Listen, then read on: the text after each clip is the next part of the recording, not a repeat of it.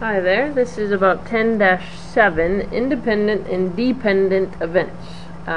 First of all, an independent event is when one event doesn't affect the probability of the other event. An example, a kind of classic example, would be flipping a coin. Okay, if you get heads the first time you flip it, that's not going to affect what you're going to get the next time you flip it. And then we also have dependent events, and that's where the occurrence of one event does affect the probability of the other. So a classic example of that would be if you have a deck of cards, you take one card out and then you draw a second card. The fact that you took one card out is then going to affect what kind of card you're going to get on your second draw. So the first thing we're going to be doing is just determining dependent or independent events. And we have to explain our answer here, which I know you guys love to do. So you select a card from a standard deck of cards and you hold it. A friend selects another card from the same deck. Well, we just talked about this. This is going to be a dependent event because you took one card out of the deck already. Alright, so taking one card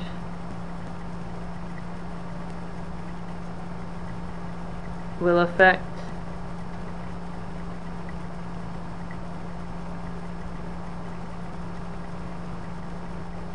the second draw, or something to that effect. Okay?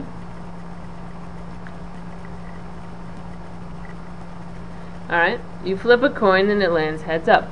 You flip a coin, and the same coin, and it lands heads up again. Now, again, we just talked about flipping a coin is independent. Why? Because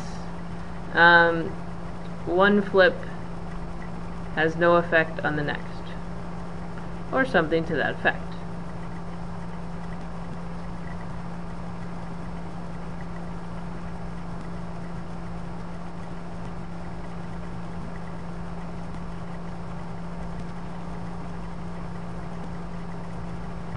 Okay. Now what about if we have a number cube? It lands on an odd number. It's rolled a second time and lands on a 6. Independent or dependent? I think we're going to have to go with independent here because, again, kind of like a coin, what I roll on the first time isn't going to determine what I roll on the second time. And just to save time here, I'm not going to write out the whole explanation here, but just know that when you do your homework you need to explain your answer. So my explanation here would be that my first roll is not going to affect what I get on the second roll. Okay, B here, one student in your class is chosen for a project. Then another student in the class is chosen. Well, this is going to be dependent because if I choose a student from the class for a project, then the sample space of the next choice has now changed because there's one less student. So that choice of the first student will affect my choice of the second student. So that's going to make it dependent. And again, I would need to explain my answer.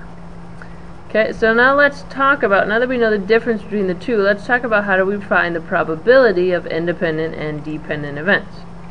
So let's say we have an experiment that involves flipping coins. Okay, this chart here shows you the sample space. We could get heads heads, we could get heads tails, we could get tails heads, or we could get tails tails. Okay, so the question is, what is the theoretical probability that we will get heads heads, that both coins will end up heads up? Okay, well, you can see based on our sample space that there's only one outcome where we have heads heads. So the theoretical probability of getting both heads would be 1/4. Okay, and now this is going to lead us to a little rule here that we can use to make things faster. So if we look back at the separate theoretical probabilities of each coin landing heads up. So first of all, when I flip the first coin, I got 1 out of 2 shot at it being heads. Then I flip the second coin, again I got a 1 out of 2 shot of it being heads.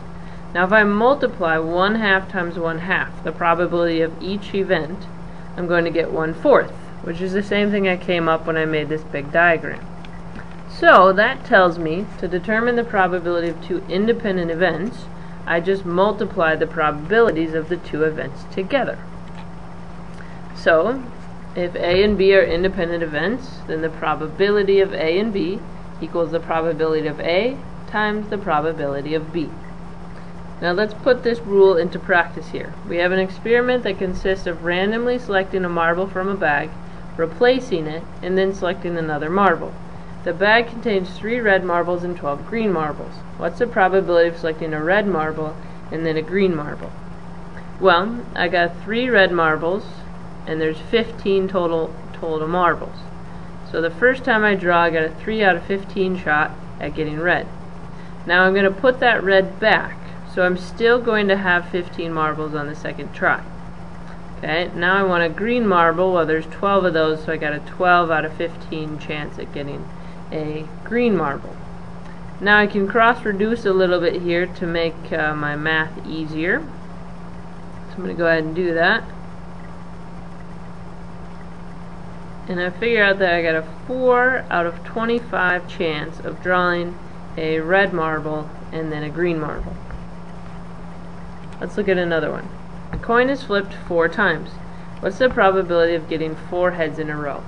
Well, we know that each flip is independent, and each time I flip I got a half a chance of getting heads. Alright, so I'd take 1/2 times 1/2 times 1/2 times 1/2.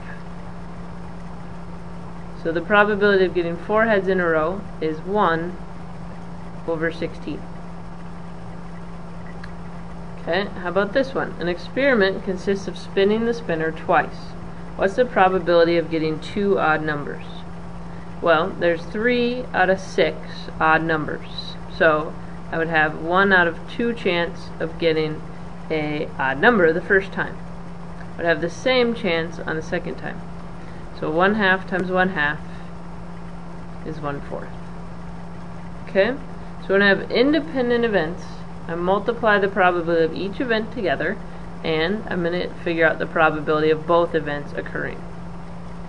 Now let's talk about if we are drawing marbles from a bag and we do not put the first one back. Okay? Now this is going to make it dependent events, because drawing the first marble and not replacing it is going to change the sample space for my second draw. So, to determine the probability of 2 dependent events, I multiply the probability of the first event times the probability of the second event after the first event occurred. So the probability of dependent events is probability of, if A and B are dependent, then probability of A and B is the probability of A times the probability of B after A has occurred. Alright? So let's take a look at a few examples here. We have a snack cart that contains 6 bags of pretzels and 10 bags of chips. Grant selects a bag at random, and then Iris selects a bag at random. What's the probability that Grant will select a bag of pretzels and Iris will select a bag of chips? Well, 6 bags of pretzels, right? 16 total options. So Grant has a 6 out of 16 chance at getting a bag of pretzels. Okay, now Iris wants chips. Well, there's still going to be 10 bags of chips, assuming that Grant got a bag of pretzels, which is the assumption that we make. Now there's going to be, but there's now only going to be 15 bags in there because Grant already took a bag of pretzels. Okay, so you can see here how my probability on the second one changes a little bit. Now if I cross reduce here, help me out a little bit here. Let's see. End up with 10 over 40, or 1/4. So there's 1/4 of a chance that Grant will get pretzels and then Iris will get chips. So just the key here is we're always assuming that the first event happens. Okay, and that's going to help determine our probability for the second event. Okay, let's look at one more here before we sign off. A bag has 10 red marbles, 12 white marbles, and 8 blue marbles. 2 marbles are randomly drawn from the bag. What's the probability of drawing a blue and then a red? Well, I have 30 total marbles, and there's 8 blue. So I got an 8 out of 30 chance on the first one. Okay, Then, let's say that they did draw a blue. Now is the probability we're going to draw a red. Well, there's still 10 red because I drew a blue on the first one. But now there's only 29 marbles. So that's going to be 10 out of 29. Again, I can cross-reduce here. So I would get 8 out of 87. There's an 8 out of 87 chance that we would draw a blue and then we would draw a red. Okay? So that's independent and dependent events and determining their probabilities. Let me know if you have any questions tomorrow.